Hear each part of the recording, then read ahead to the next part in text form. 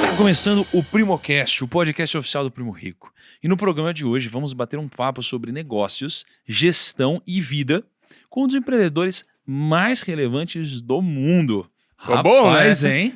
Com uma intro dessa, pelo amor de Deus, né? Vai ter que ficar no podcast agora e aprender. E é por isso que estamos aqui com o grandiosíssimo Abílio Diniz, presidente do Conselho de Administração da Península Participações, membro do Conselho de Administração do Carrefour e fundador do Pão de Açúcar. Seja muito bem-vindo, Abílio. Obrigado, Thiago. Obrigado, primo.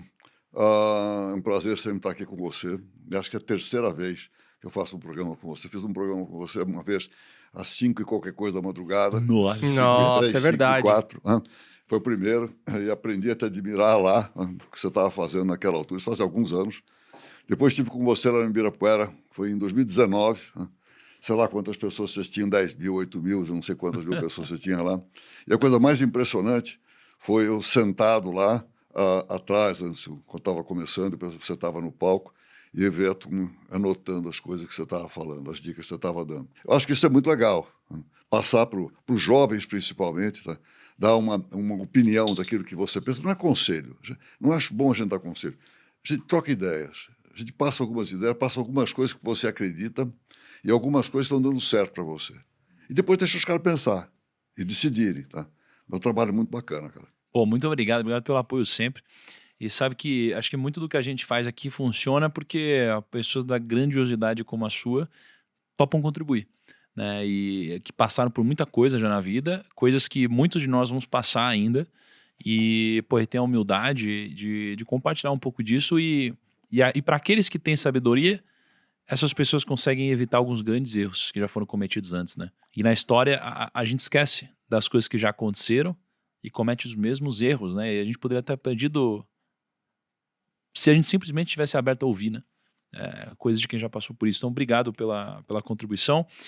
Hoje vai ser animal, eu sinto isso. E Abílio, sabe que além de você, para trazer conselhos incríveis aqui, tem uns dois grandes especialistas também, que é o Kaique e Lucão, que já somaram muito para o patrimônio do Abílio, comendo pão de queijo de goiabada na padaria Benjamin. Nossa. Cara, já gastei dinheiro, hein? Já, a gente comia muito lá. Teve uma época, então, que quando a gente já tinha mudado para Alphaville, que a gente tava ainda para São Paulo, eu e o Gui, a gente tinha uma rotina todo dia, por isso que eu engordei 20 quilos num ano, né? Todo dia a gente comia na padoca um pão de queijo de goiabada e um outro de catupiry, de cream cheese, sei lá. Que gostoso. Todo dia isso, e um cafezinho. Também. Olha, eu sou muito grato, viu? eu tenho criança pequena, é preciso que vocês me prestigiem. Vocês vão A gente ajudou. Vão sempre, pô. Vão sempre. Saiba que a gente ajudou a Billy bastante, viu? Caramba, aliás, tá explicado. falta Benjamin aqui, não tem Alphaville? Alphaville tá faltando, hein? Falta, né? Tem uns pontos aqui. Eu vou te falar. Depois eu te passo uns Tinha o endereços. Benjamin que eu sempre ia também. Ele ficava ali perto da... Sabe de onde eu morava? Ali no Brooklyn? Perto da XP. Sabe aquele de esquininha? Não, mas ali? é esse que a gente ia. Esse aí. Ah, esse que vocês iam. É. É esse que a gente ia. Eu trocaria gostoso, fácil a padoca que tem aqui pela Benjamin.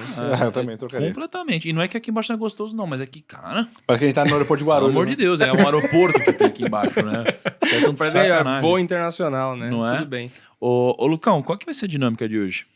Primo, a gente vai falar com a Abílio, que é... Eu, assim, né? A galera Não, considera... quem é você pra falar que é o Alphaville? Quem é você? Fala aí. É verdade, né? Cara, eu sou o Lucão do PrimoCast, cara. Tem muita Você gente viu? que acha Você legal, subiu viu? a cabeça. Eu falei pra você que subiu a cabeça. Tem muita gente que acha legal, cara. E, Ah. cara, a gente vai falar com o Abílio, que é um patrimônio do Brasil. Quando a gente fala de patrimônio do negócios aí, de empreendedorismo, a gente vai aprender muita coisa. Tem muita coisa sobre vida também, cara, sobre espiritualidade, que é um papo agora que você tá curtindo, primo. Que é super legal. Olha, é verdade, E que o Abílio é um cara bom nisso também. Tem um negócio que ele fala no TED Talks lá, que é uma palestra que ele deu, que ele fala que ele se preparou pra ter 80 anos desde os 29. Eu achei isso muito foda. Achei que a gente tem que falar disso também. Então eu tenho Nossa. chance ainda. Eu tenho 27. Então, a gente tem chance Eu tenho ainda. chance. Eu já não rapaz. tenho mais, então. Já era. Não, você não vai poder seguir esses conselhos.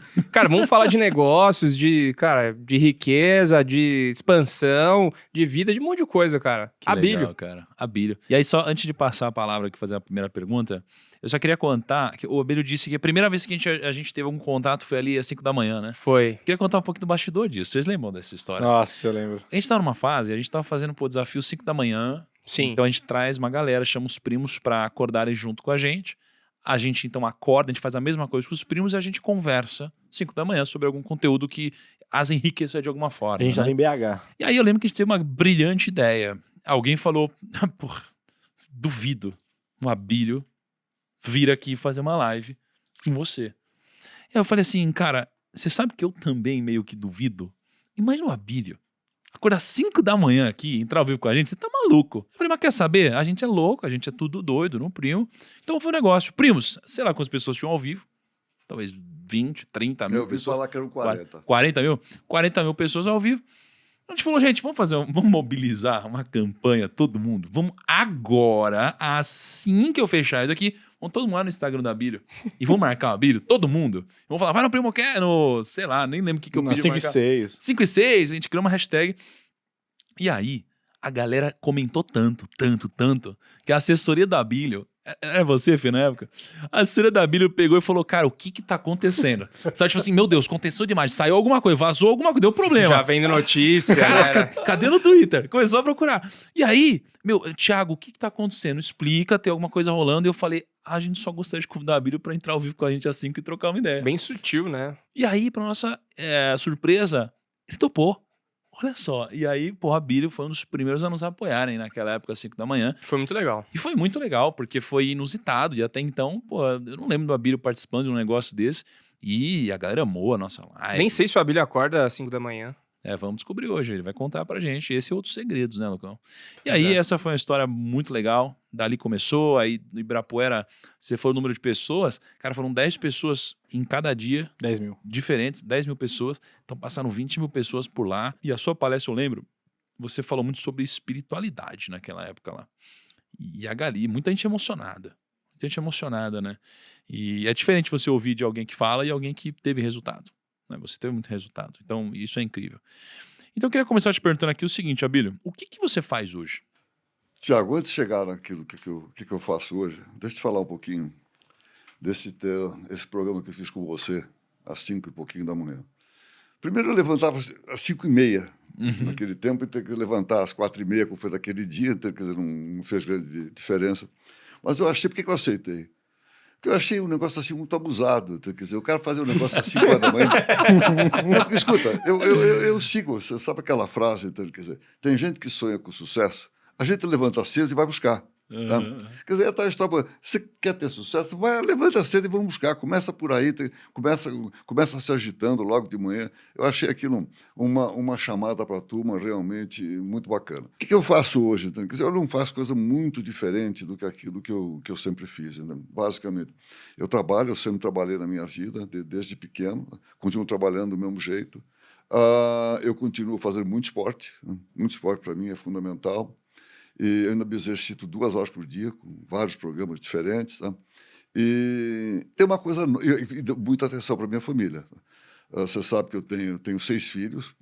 A minha mais velha é mais velha que vocês todos, tá certo? Não somados, mas minha filha mais velha tem 60 anos. Né? Uma linda mulher, muito bacana, 60 anos. E o meu pequeno tem 12. Acabou de fazer 12. Né? E a pequena também do meu segundo casamento tem 15, já uma jovenzinha, adolescente. Né? Então, além de dar muita atenção para minha família, trabalhar, me exercitar, conviver com as coisas gostosas da vida, conviver com meus amigos, tudo. Nessa pandemia, eu sempre tive um lado assim, de preocupação com as pessoas, com os vulneráveis, principalmente aqueles que estão mais embaixo, mas também com pessoas que precisam de um pouco de ajuda, que precisam de um pouco de atenção. Eu sempre tive uma preocupação muito grande. Sempre tive uma preocupação muito grande com o meu país, com o Brasil. Por isso que eu dei 10 anos da minha vida como membro do Conselho Monetário Nacional. Eu considero minha década perdida, não acho que eu fiz muita coisa e tal, mas enfim, em virtude da minha preocupação e da vontade de contribuir com esse país, também com as pessoas. Mas agora, nessa pandemia, Tiago, eu fiz mais de 70 lives. Quantidade de gente que pedia que eu falasse, que eu contasse um pouco das minhas experiências, daquilo que eu tinha vivido, e que desse uma palavra que não fosse uma palavra somente assim de sair fora da realidade. A gente também se encontrou aí, a gente fez na pandemia uma live. Fizeram também tem, uma live na pandemia, exatamente. Mas uma quantidade de gente que pedia, e eu procurei falar, trazer uma palavra assim, não de um responsável otimismo, negar aquilo que está acontecendo, mas com os pés no chão, dizer uma coisa assim muito simples, que essa era a crise mais violenta que eu já vi na minha vida, meus 80 e tantos anos, com o mais grave que eu já vi. Mas tem uma coisa que não é diferente das outras crises. Toda crise tem início, meio e fim. E as pessoas precisam realizar isso, acreditar isso, tá? Que vai terminar. Se você não acha, se você não vê que tem luz no fim do túnel, você não vê que tem que tem um horizonte realmente mais agradável, onde se pode viver melhor, as pessoas aí tendem mais a ter que ficar deprimidas e ter dificuldade com o momento que estão vivendo. Então, fiz muito isso e me sinto contente com o que eu fiz. Além disso, nós procuramos ajudar muito os vulneráveis. Eu com a minha família, com meus filhos, com minha mulher, nós decidimos um fundo de 50 milhões para ajudar os vulneráveis. Fizemos um comitê para administrar como é que nós podíamos usar melhor esse dinheiro. E fomos ajudando, não só com dinheiro, com trabalho. Então, nós fomos às favelas, minha mulher, minhas filhas, tanto a maior quanto a pequena, foram às favelas entregar a cesta básica e dar uma palavra àqueles que estão precisando mais. Isso deu, então, quer dizer, uma satisfação grande para atravessar esse período de dificuldade, que, graças a Deus, hoje estamos superando, realmente estamos superando, né? E eu tenho muito esse lado de olhar para aqueles que precisam mais da gente. É por isso que... E contar minhas experiências, contar as coisas boas e as coisas difíceis que eu já passei na vida, né? Você agora estava falando na introdução que vocês não vão passar por muita coisa do que eu já passei. Eu espero que você passe só o bom, né? Você não passe alguns obstáculos que eu já tive, que foram difíceis de ultrapassar. Eu sou um cara, você falou também de espiritualidade quando você começou. Eu sou um cara absolutamente normal. Não sou inteligente acima do normal. De gente até já medi isso, no tempo que se media essas coisas, hoje não se mede tanto. Um cara absolutamente normal, tá? E não sou mais inteligente, nem nada. Se eu tenho uma grande força, é a fé que eu tenho em Deus. E Deus tem sido um tremendo amigão comigo. Eu acho que a maneira de deixar ele contente, deixar ele satisfeito, é procurar fazer alguma coisa, quer dizer, com as pessoas que estão em volta. É por isso que eu já escrevi 2 livros, é por isso que eu faço palestras, é por isso que eu fiz as lives todas, é por isso que eu dou aula na GV, é por isso que eu estou aqui, para tentar falar com os teus primos, com as pessoas que você consegue se comunicar, com essa massa de gente que você consegue ter em volta de você, tentar passar uma palavra para que as pessoas possam ser mais felizes na vida, que eu acho que é o grande objetivo da vida. O que eu faço hoje? Faço a mesma coisa que eu sempre fiz. Acrescentado agora, mais ainda, desse lado solidário, desse lado de procurar estar junto das pessoas, é isso que eu continuo fazendo. Agora, só para entender, assim, quando você fala sobre o que você faz hoje, que você faz muito do que você sempre fez, né? Eu tô falando menos de rotina aqui. Eu queria te perguntar mais sobre atribuições hoje. Assim, hoje, quais são as atribuições do Abílio?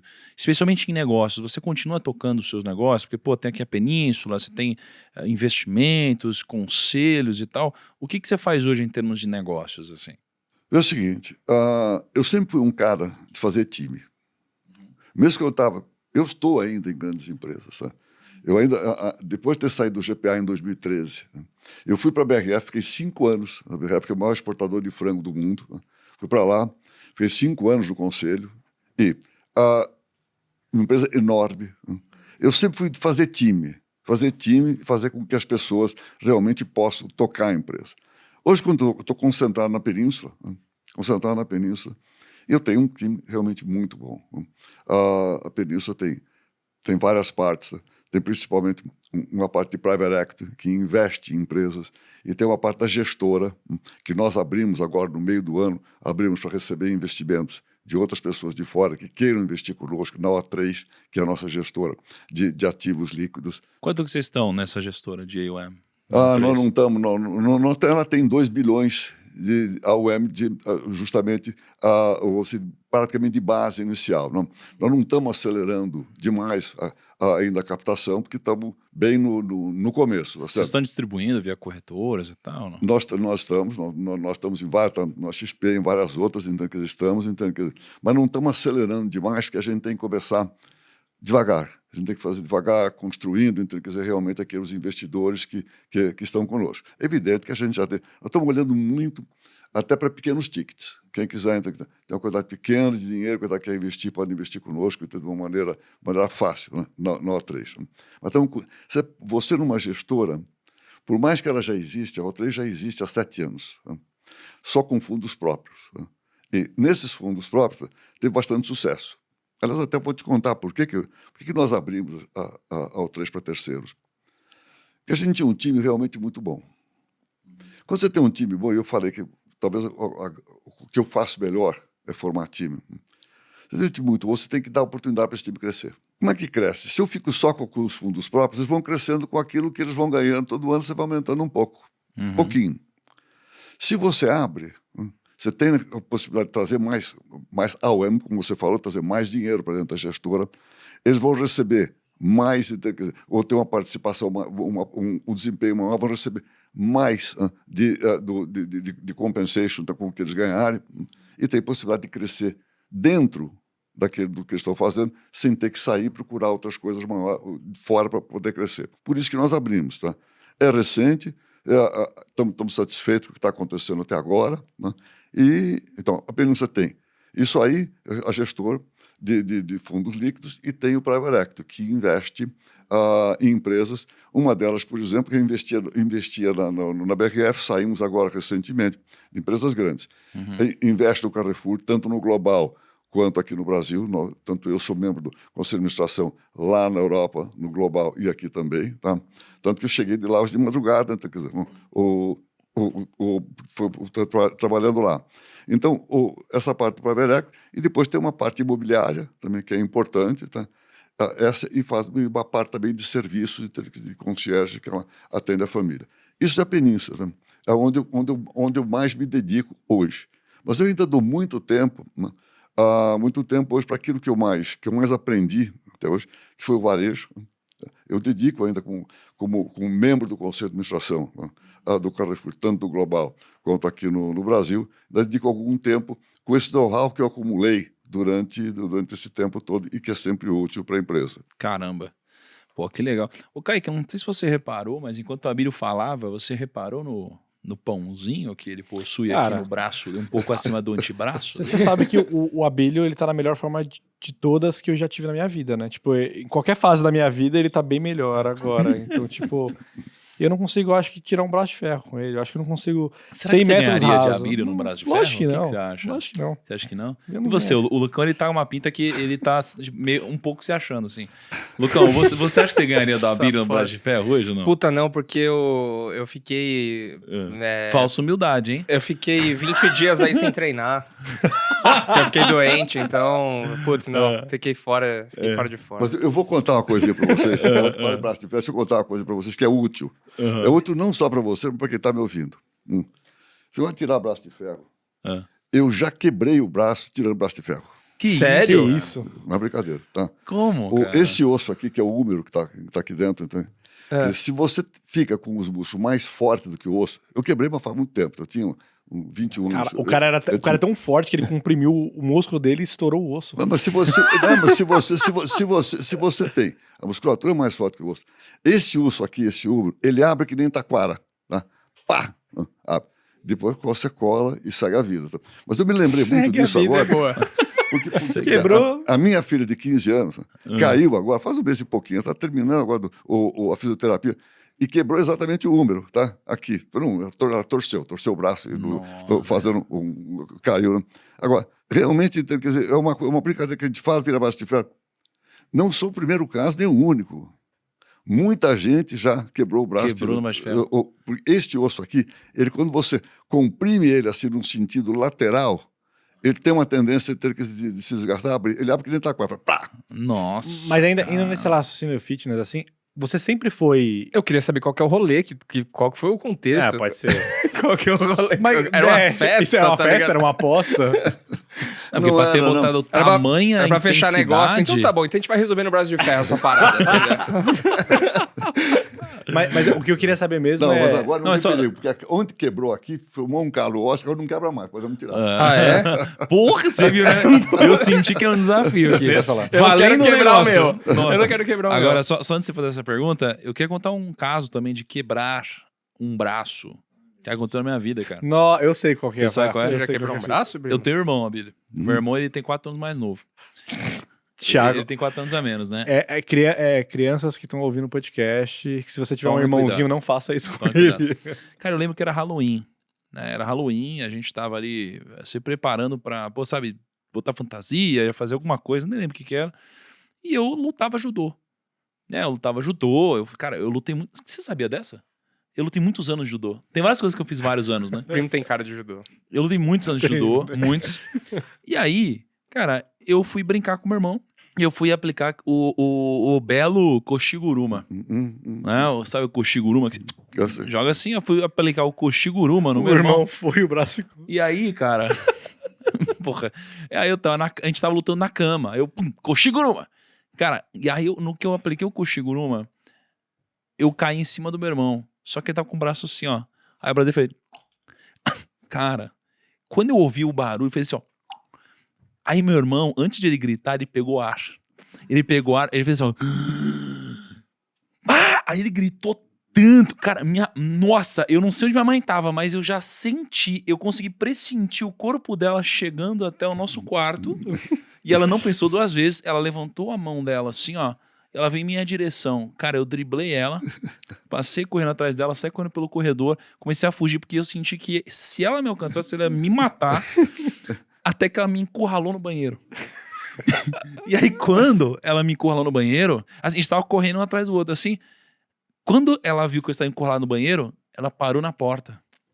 Pra dar uma sensação de... Pra eu sofrer mais, sabe? Porque quando bate... Ela chega quis hora criar que- uma tensão ali. Isso. Quando... Ela quis criar atenção. Aí ela veio pra cima. E meu amigo... Aí deu-lhe, né? Não há aula de judô que vença a arte marcial de uma porrada de mãe, né? Não, pai de mãe. Exatamente, cara. Mas você ia perguntar uma coisa, né? Não, foda. eu queria perguntar que, tipo, o Abílio tá em extrema forma. Eu nem sei se um dia eu consigo chegar nesse nível. Eu Ele queria... vai passar o guia pra gente. Então, o Gui, ele tem um plano de longo prazo. O Gui fala assim, cara, O Gui? ele fala assim, se eu treinar 1 hora por dia todo dia e, sei lá, fizer 50 por mais, sei lá, daqui 30 anos eu vou ter um corpo legal, talvez, entendeu? Porque, tipo, ele vai no longo prazo, ele não quer Depende ficar... do resto das suas 23 horas no dia. Tudo também, bem, né? mas a cabeça dele é um pouco disso, ele não quer ser maromba. Eu queria saber se do Abílio, se foi um plano de longo prazo, ou teve uma época da sua vida ali que o objetivo era ficar trincado e chegar no escritório e rasgar a camiseta social fazendo muque. Como que foi essa Quer sua que eu traje- conte um pouquinho? Por favor. Contar um pouquinho para você como é que eu fui introduzido no esporte. E aí você diz, nunca vai chegar como eu. Claro que você chega, depende do que você quiser. Eu sou um cara, Thiago, eu não acredito em destino. Você gosta, destino. Eu acredito que a gente decide o que a gente quer fazer na vida. Então, você tem que decidir, com a tua idade, com a tua juventude que você tem, você decide o que você quer fazer. Né? Teu corpo, para frente. Tá E não- decidido aí já. E não precisa esperar muito tempo. foda. Então, a gente decide o que a gente quer fazer. Mas como é que eu fui introduzido no esporte? Quando eu era pequeno, quando eu tinha aí 10 anos, 9, 10 anos, eu era baixinho, gordinho, parecia um pudim. Então, realmente, era uma coisa. E aí, eu tive uma origem assim, muito humilde. Quer dizer, o meu pai era um imigrante. Nessa altura da vida, quando eu tinha 10 anos, 11 anos, ele tinha uma padaria ali no alto da Várzea do Glicério, na Rua Tamandaré. E aí ele me colocou num colégio, que não existe mais, então, que facilitava para ele me levar de manhã e depois me trazer à tarde.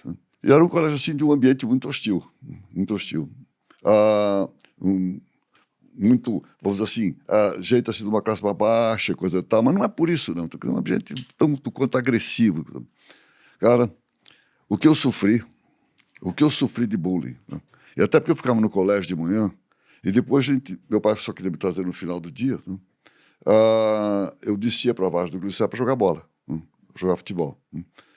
E, cara, convivia com um menino de rua, coisa tal, cara, o que eu sofri de bullying. E meu pai dizia para mim, escuta, homem não chora. Homem não chora. Cara, não tinha como me virar, não tinha nem para chorar, eu não podia. Cara, eu passei um tempo, que eu me lembro até hoje, do tempo depois, até hoje, do que eu passei naquela altura. Aí meu pai começou a me deixar, então, quer dizer, ir embora, muitas vezes na hora do almoço. Aí eu saía dali, pegava um bonde até o centro da cidade, né? Depois pegava um ônibus e descia até a minha casa, que eu morava lá embaixo, na Brigadeiro. E aí eu comecei a passar em frente, né, na cidade, que eu passei de uma academia ONU, da onde se exercitaram os zumbanos, saiu de lá o Éder Joffre, toda essa... Estou falando aí da década de 50 abaixo, tá certo? Lá para trás, nem o pai de vocês tinha nascido nessa altura, tá? Mas a academia estava lá. E aí eu passava, eu olhava aquilo lá, então, e um dia eu resolvi entrar. Eu entrei e me viram lá, moleque, você quer fazer aqui? Eu falei, eu quero fazer tudo que tiver. Tinha judô, como você lutou, Tiago. Tá? Tinha karatê, tinha boxe. Eu me fixei mais no boxe. Tanto que eu depois lutei boxe, mas competi e tal, bastante. E luto boxe até hoje. Quer dizer, hoje não luto, hoje eu treino boxe, não pode dizer que é luta. E, bom, isso me introduziu ao esporte. Eu comecei a ficar muito mais forte, eu emagreci. A natureza também contribui, você começa a espichar nessa né? Eu comecei, em vez de apanhar, eu comecei a bater. E aí tem que ser um negócio complicado. Você pega um gosto por bater e tal, por um revanchismo. Isso despertou em mim muita agressividade. Que muitos e muitos anos de terapia fizeram um trabalho importante para me baixar essa agressividade e poder conviver de uma maneira mais tolerante. Mas eu fui introduzido ao esporte aí. E comecei a pegar gosto. Eu nunca fiz halterofilismo no sentido de ser marombeiro e coisa e tal, mas eu sempre fiz no sentido de se fazer melhor o esporte que eu fazia naquela altura. Ter mais energia, mais vitalidade, mais força para fazer. E aí fui. Futebol, durante muito tempo eu passei por um monte de esportes, esqui aquático, motonáutica, fui tricampeão de motonáutica, fiz automobilismo também, fui campeão brasileiro de polo a cavalo, então, tem uma série de coisas que eu fiz e acabei fazendo bem, sempre treinando para fazer a base. Porque quando você treina com peso para ficar bonito, então se você olhar para mim, eu sou um cara magro. Você tem que treinar para fortalecer o seu corpo, fortalecer seus músculos e fazer coisas que também fortaleçam os seus ossos, para você ser realmente um cara saudável. E fundamentalmente buscando ser saudável, que não é só esporte. Não adianta você fazer esporte e depois comer mal a beça. Você não consegue evoluir. Então tudo isso, eu sempre tive muito gosto por aprender. Então eu comecei a procurar entender como é que as coisas se passavam, o que podia fazer e tal. E foi indo, então, quer dizer, para chegar num ponto de poder, então, quer dizer, falar sobre isso com conhecimento e poder falar para as pessoas. Minha introdução no esporte foi assim, desse jeito. Eu peço uma licença poética até para o Abílio para poder falar isso, cara, porque ele é um cara que viveu muito e já passou por muitas fases na vida e o Ray Dalio, ele diz que existem alguns estágios na vida. Tem um momento onde alguém te sustenta, ou seja, você é dependente de alguém.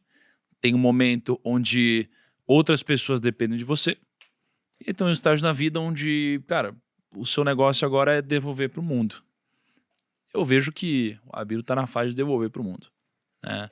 Fez muitas grandes realizações, né? E... essa é a frase mais bonita, viu? Você pode devolver para o mundo, você pode devolver para as pessoas que estão perto de você. Uma das coisas mais legais, Tiago, é o sentido da gratidão. Eu tenho um sentido de gratidão muito grande. Minha principal gratidão é com Deus. Que esse cara já fez por mim, então, quer dizer, por mais que eu faça, não vou conseguir agradecer. Tá?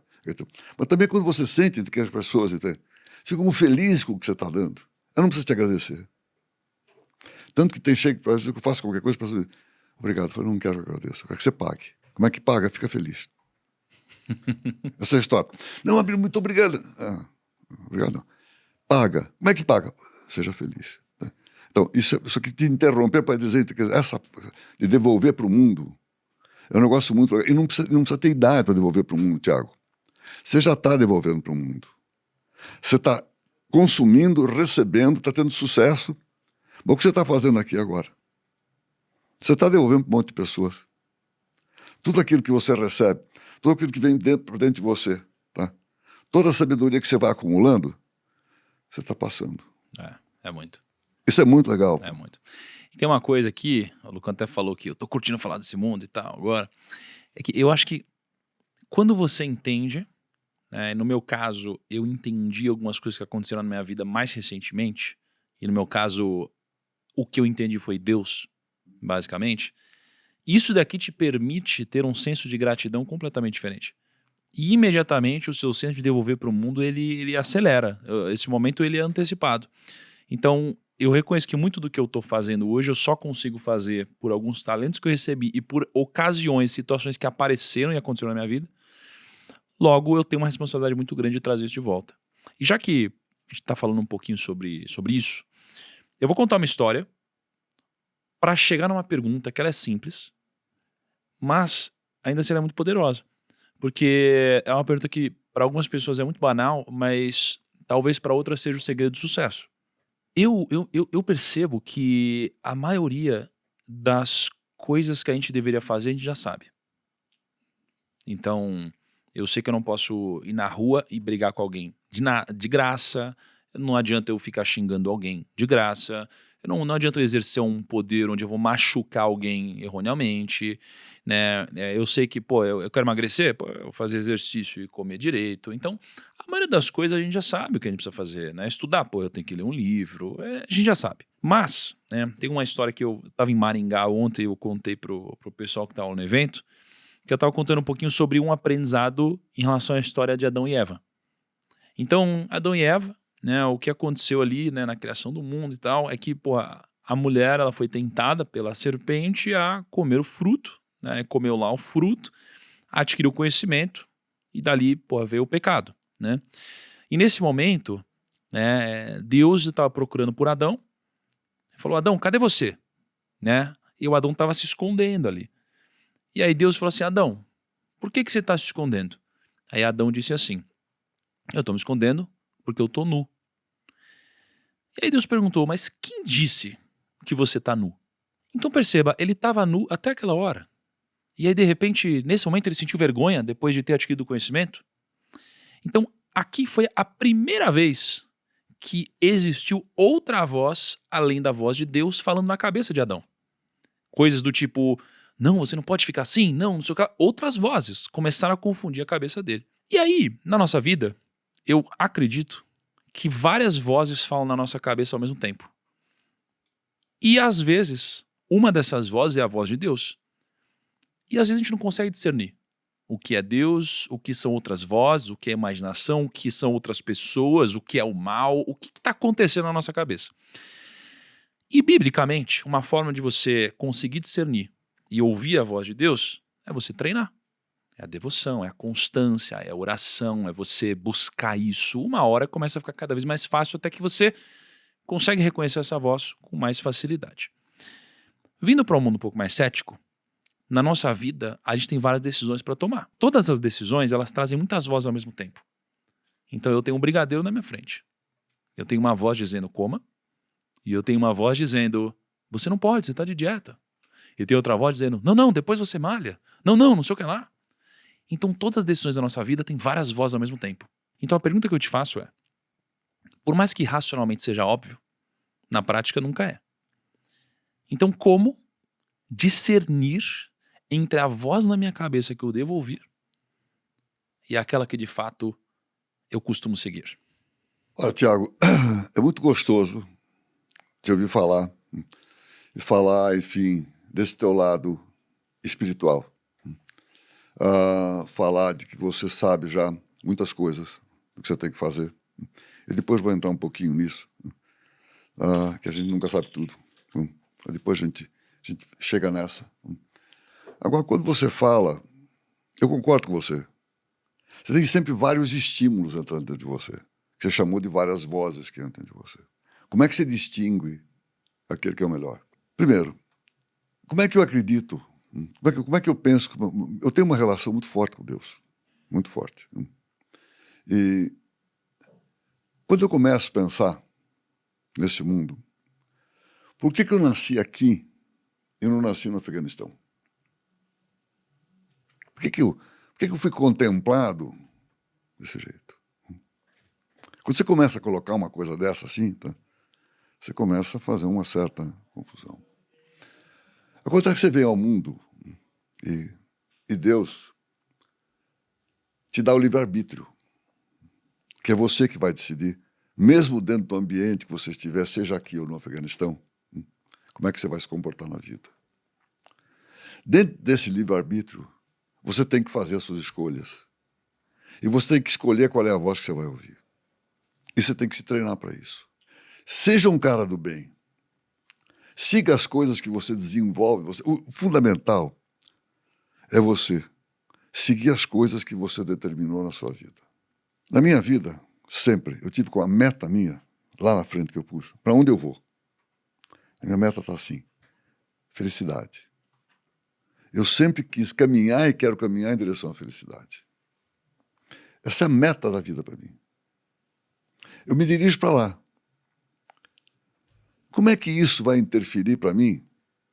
Eu tenho outras coisas também de meta, tá? Vou entrar depois no aprender e compartilhar. Mas como é que a felicidade vai me decidir se eu como brigadeiro ou não como brigadeiro? Claro que vai. Porque você vai decidir entre a felicidade momentânea e a felicidade maior. Você comeu brigadeiro? Que gostoso. Comi, ele dá uma delícia. Dali um pouquinho vai estar um sentimento de culpa. Putz, eu sei que eu estou gordo, eu sei que eu estou... Esse livre-arbítrio você tem que exercitar. E a maneira de você exercitar é ser o seguinte: eu caminho em direção à felicidade. Você está aqui nas coisas que você está fazendo, com todo o sucesso que você, os meninos aqui estão tendo, tá? Tem como meta tudo que eu faço. Minha meta principal, eu quero ser feliz. E decide quantos brigadeiros você quer comer. E decide quantos que vocês querem trabalhar aqui. E decide quantos vocês querem fazer coisas para os outros. Como você põe como rumo.